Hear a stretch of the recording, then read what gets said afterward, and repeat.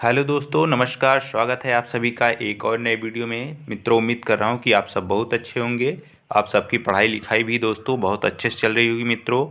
दोस्तों आज हम फिर एक नए टॉपिक के साथ आए हैं और आधुनिक भारत से संबंधित जो हमारा टॉपिक चल रहा था उसी के संबंध में ये बहुत ही अच्छे अच्छे प्रश्न हैं दोस्तों। तो आइए शुरू करते हैं। आज का पहला प्रश्न है, महात्मा गांधी जी को महात्मा की उपाधि किसने दी थी? ऑप्शन ए है बाल गंगाधर तिलक ने, ऑप्शन बी है गोपाल कृष्ण गोखले ने, ऑप्शन सी है मोतीलाल नेहरू ने, ऑप्शन डी है रविन्द्रनाथ टैगोर ने। तो गांधी जी को महात्मा की जो उपाधि दी गई थी मित्रों, वो रविन्द्रनाथ टैगोर द्वारा दी गई थी। बहुत ही अच्छा प्रश्न है मित्रों, बहुत बार पूछा जा चुका है, आप लोग इसको याद रखेंगे।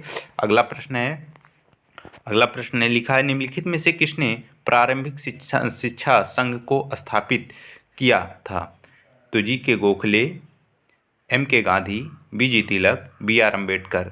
तो प्रारंभिक शिक्षा संघ की जो स्थापना की थी मित्रों, वो महात्मा गांधी ने मतलब एम के गांधी ने किया था। इन्होंने ही गोरक्षा संघ की स्थापना भी की थी।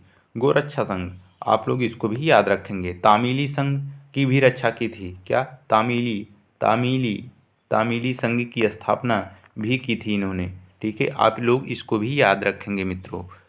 अगला प्रश्न है दोस्तों, हाड़ और मांस का ऐसा व्यक्ति भी था, किसने कहा था? आइंस्टीन, अर्नेस्ट रोलैंड, ए के बेकरल। तो हाड़ और मांस का ऐसा व्यक्ति भी चला था, किसने कहा था? आइंस्टीन ने। ऑप्शन ए सही हो जाएगा मित्रों।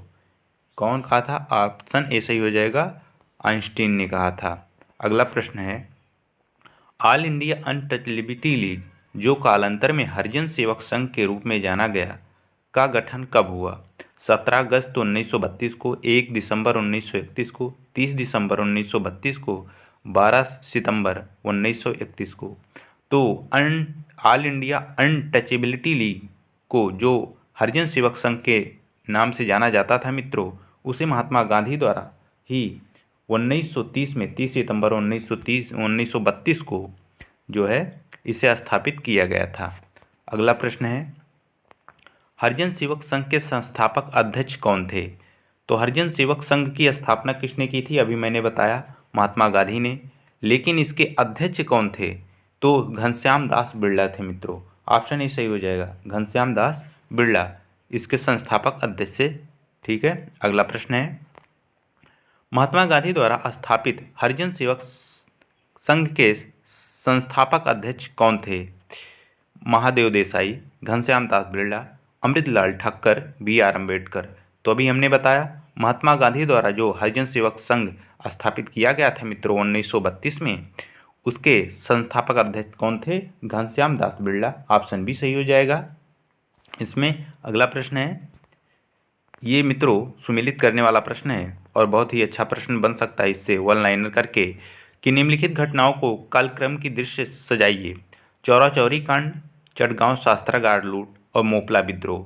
तो इसमें आपको सबसे पहले कौन हुआ था, उसके बाद कौन हुआ था, फिर उस सबसे लास्ट में कौन हुआ था। तो सबसे पहले इसमें जो हुआ था मित्रों, मोपला विद्रोह जो हुआ था वो 1921 में हुआ था। मोपला विद्रोह 1921 में हुआ था। और चटगांव शस्त्रागार जो घटना हुई थी मित्रों, वो 1930 में हुआ था। ठीक है मित्रों, और चौरी चौरा कांड 5 फरवरी 1922 को हुआ था मित्रों, 5 फरवरी 1922 को। तो इस तरीके से हमारा 3, 1 और 2 ऑप्शन सी सही हो जाएगा। इस तरीके से मित्रों आप लोग इसको याद रखेंगे, कौन सा हमारा ऑप्शन सही हो जाएगा? ऑप्शन सी सही हो जाएगा मित्रों। ठीक है, इसमें ऑप्शन सी सही हो जाएगा, 3, 1, 2।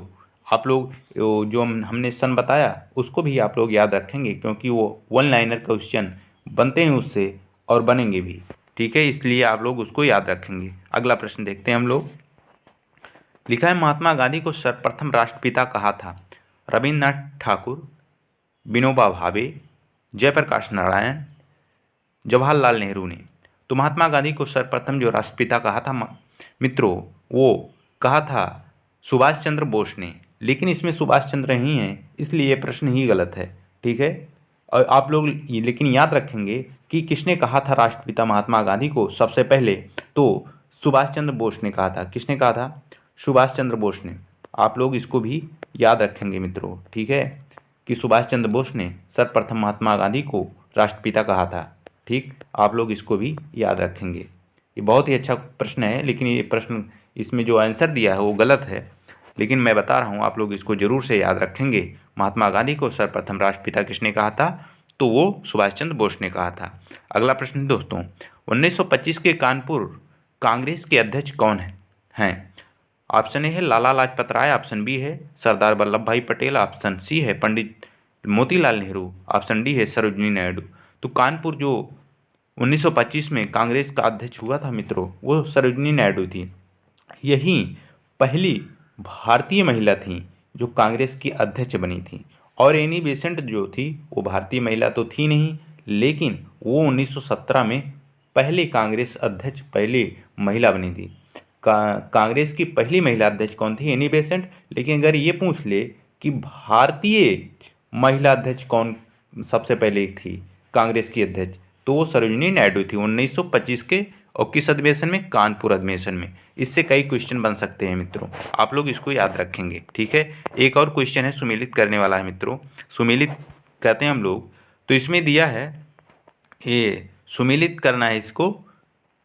देशबंधु चित्तरंजन दास, ये इनकी पत्नियों के नाम हैं और इसको हमें सुमेलित करना है। देशबंधु चित्तरंजन दास, जिसे CR दास हम कहते हैं, उनके जो पत्नी का नाम था मित्रों, वो क्या था? वो बसंती देवी नाम था। उनकी पत्नी का नाम बसंती देवी था। तो इसमें जो ऑप्शन सही हो जाएगा ए का 4। लाला लाजपत राय की पत्नी का जो नाम था वो राधा देवी था। महात्मा गांधी के पत्नी का नाम आप सब जानते हैं, कस्तूरबा गांधी था। और मोतीलाल नेहरू की जो पत्नी का नाम था वो स्वरूप रानी था। इसलिए हमारा 4-3-1-2, 4-3-1-2 जहाँ होगा ऑप्शन बी सही हो जाएगा दोस्तों। आप लोग इसको याद रखेंगे, ठीक। अगला प्रश्न देखते हैं मित्रों। लिखा है, साइमन कमीशन भारत में कब आया? 1926, 1927, 1928, 1929। तो साइमन कमीशन भारत में जो आया था मित्रों, वो 1928, मार्च 1928 में आया था। ठीक है, आप लोग इसको याद रखेंगे, साइमन कमीशन। ठीक, अगला प्रश्न है, साइमन कमीशन की नियुक्ति के लिए जिम्मेदार था Lord Irwin, John Simon, Ramsay MacDonald, Lord Birkenhead. तो साइमन कमीशन की नियुक्ति के लिए जो जिम्मेदार था मित्रों, वो लॉर्ड ब्रेकेनहेड था। ठीक है, आप लोग इसको याद रखें, ब्रेकेनहेड जो था वो साइमन कमीशन की नियुक्ति के लिए जिम्मेदार था मित्रों।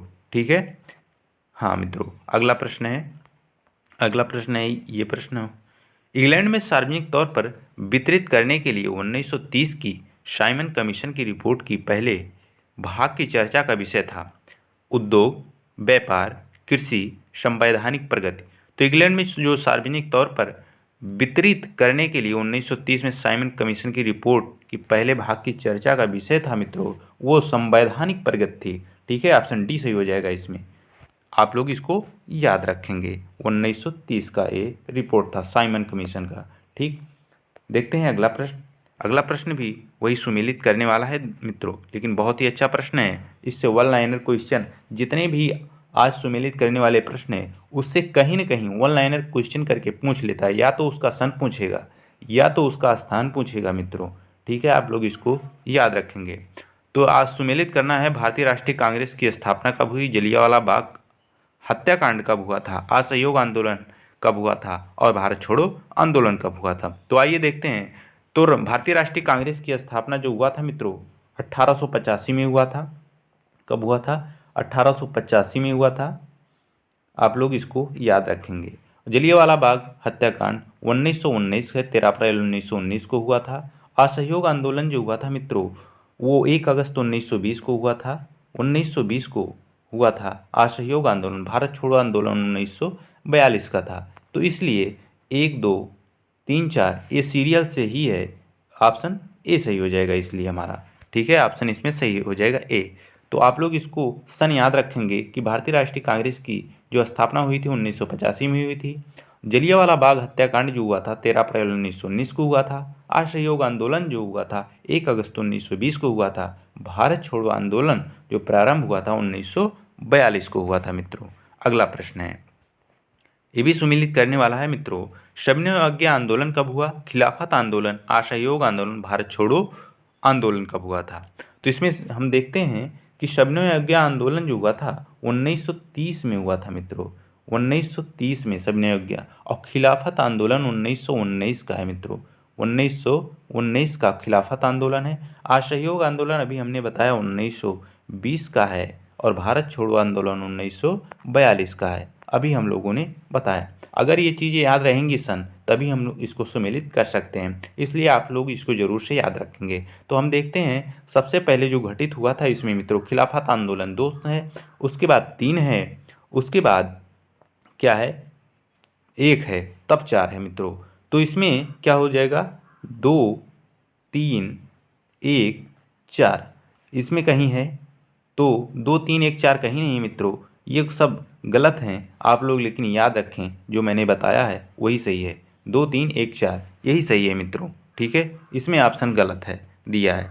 ठीक है, अगला प्रश्न है 1916 में Akhil Bharatiya home rule league की स्थापना किसने की, बिपिन चंद्र पाल, श्रीमती एनी बेसेंट, बाल Gangadhar Tilak, Lala Lajpat Rai. Akhil Bharatiya home rule league की जो स्थापना किया था मित्रों, वो श्रीमती एनी बेसेंट ने किया था 1920 में, सॉरी 1916 में। 1916 में जो मित्रों Akhil Bharatiya home rule league की स्थापना की थी, लेकिन बाल गंगाधर तिलक ने अप्रैल में होम रूल लीग की स्थापना की थी। लेकिन ये सिर्फ होम रूल लीग की स्थापना किया था किसने, ये बाल गंगाधर तिलक ने। ठीक है, लेकिन एनी बेसेंट का अगर पूछ ले तो इन्होंने अखिल भारतीय शब्द जोड़ दिया था उसमें आगे, इसीलिए अखिल भारतीय शब्द अगर पूछे तो 1916 में किसने स्थापित किया, श्रीमती एनी बेसेंट ने। अगर सिर्फ इतना पूछे कि होम रूल लीग की स्थापना किसने किया था, तो हम बाल गंगाधर तिलक को मारेंगे। ठीक है, क्योंकि तिलक ही सबसे पहले भारत में होम रूल लीग की स्थापना अप्रैल में किया था, लेकिन एनी बेसेंट ने होम रूल लीग की स्थापना जो मद्रास में किया था मित्रों, तो उन्होंने सितंबर में किया था। आप लोग इसको याद रखेंगे। ठीक है, अगला प्रश्न है दक्षिण भारत से लौटने के पश्चात महात्मा गांधी ने किस संगठन की सदस्यता ग्रहण की। ऑप्शन ए है भारतीय राष्ट्रीय कांग्रेस की, फिर ऑप्शन बी है होम रूल लीग की, फिर ऑप्शन सी है सर्वेंट ऑफ इंडिया सोसाइटी की, फिर ऑप्शन डी है इनमें से कोई नहीं।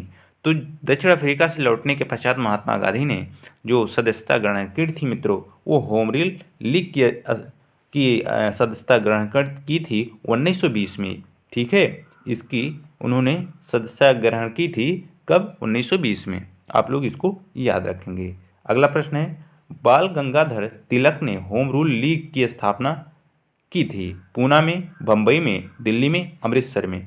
तो बाल गंगाधर तिलक जो होम रूल लीग की मैंने अभी बताया था उसमें कि अखिल भारतीय होम रूल अगर पूछेगा तो एनी बेसेंट बताएंगे, और सिर्फ होम रूल लीग की पूछेगा तो क्या बताएंगे, बाल गंगाधर तिलक। तो इन्होंने ये स्थापना किया कहाँ था, तो इन्होंने स्थापना किया था पुणे में मित्रों। ठीक है, पूना में।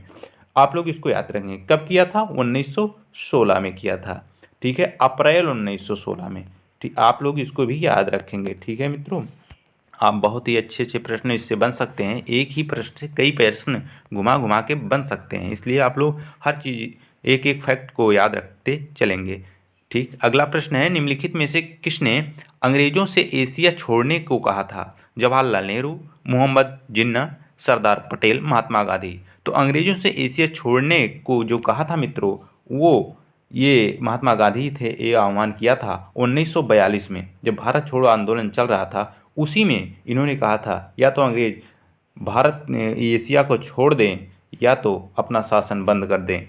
ठीक है, उसी में इन्होंने अंग्रेज़ों को काफ़ी जो है गुस्से से काफ़ी उनको लताड़ा था, और गुस्से से पहली बार इन्होंने इतना रौद्र रूप दिखाया था महात्मा गांधी ने। ठीक है, 1942 में एशिया छोड़ने के लिए महात्मा गांधी ने ही अंग्रेजों को कहा था।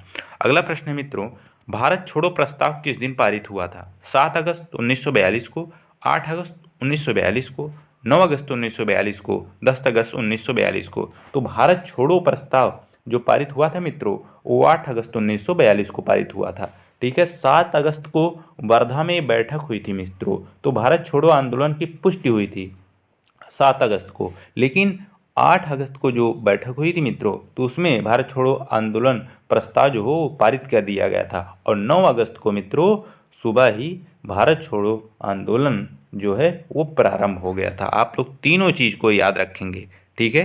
बैठक कब होती है? 7 अगस्त 1942 को। और भारत छोड़ो प्रस्ताव किस दिन पारित होता है? 8 अगस्त 1942 को।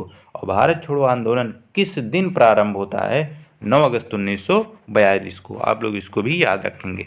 तो मित्रों बस आज के लिए इतना ही क्वेश्चन था। आप लोगों को वीडियो कैसा लगा आप लोग ज़रूर बताइएगा। और आप लोग अपनी तैयारी को बेहतर बनाते रहिए, प्रैक्टिस निरंतर करते रहिए, ताकि आपको ये अभ्यास बना रहे, ताकि आपको कोई दिक्कत ना आए। ठीक है, मिलते हैं किसी और नए टॉपिक के साथ किसी और नए दिन। तब तक सभी को जय हिंद, नमस्कार।